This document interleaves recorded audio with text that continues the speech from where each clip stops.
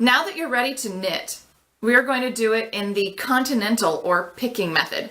That means that we hold the yarn in our left hand and we use our right to scoop it through the stitch.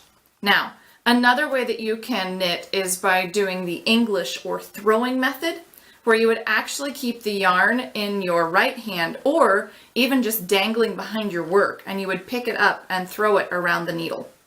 I am a very strong continental knitter, but I am not as strong when it comes to English style knitting. So I'm going to show you the method that I'm most comfortable with. You might need a different style of knitting. So don't be afraid to try out the English method or the Portuguese pin method or many other styles of knitting. There's really no wrong way to knit so long as you are moving the yarn through the stitch properly.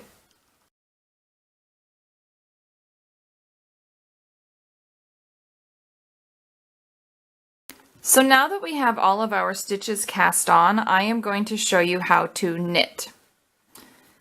I knit in the Continental or picking method, which means that I carry my yarn in my left hand. And that also means I need to tension my yarn with my left hand. So there are various ways that you can tension. You can wrap the yarn around your wrist. You can wrap the yarn extra times around your pinky. But what I like to do is wrap it once around my pinky, bring it over the top of my ring finger, under my middle finger, and then over the top of my index finger. But when I've set my hand like this, I have too much yarn between my finger and my needle. So I will often pull on the back of this so that I can have a shorter distance between my needle and my finger. Now, you can tension your yarn in any way that you need to.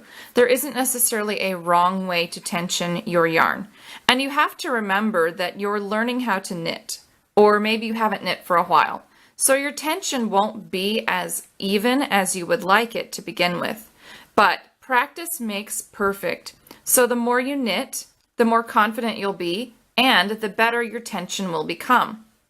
I've been knitting for a long time now, so my tension is pretty even, but yours may not be, and that's all right. When we block our pieces, which means wet and stretch them, a lot of the tension problems will go away. Not all of them, but blocking is magic, and it really does make everything look better. Now, let's get back to our knitting lesson. Now that you have your yarn tensioned properly in your hand, it's time to learn how to knit. The first thing you need to do is take your second needle or the other end of your cable needle, and you're going to insert the tip of your needle from left to right, from front to back.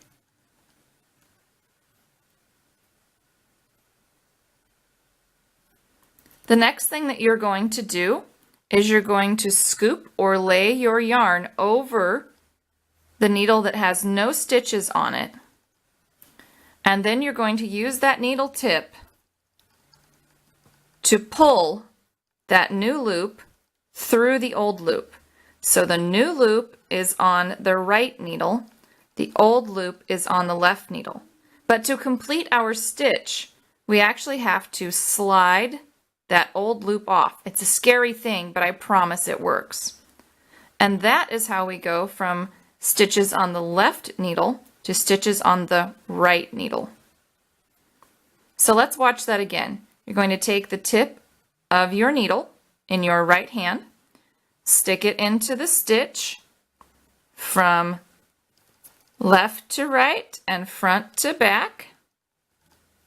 Okay? And then wrap that yarn over the top.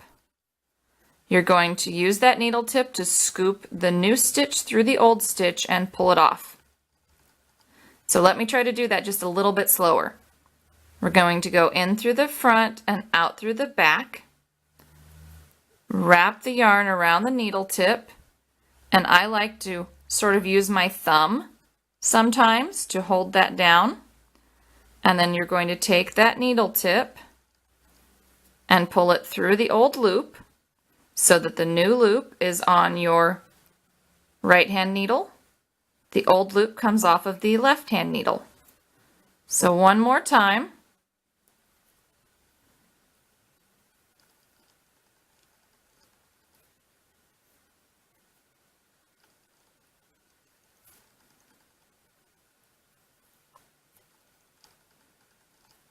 Okay, hopefully you understand how to make the knit stitch. The next thing you'll do is go ahead and knit your entire row, and then I'm going to show you how to do a row of purling.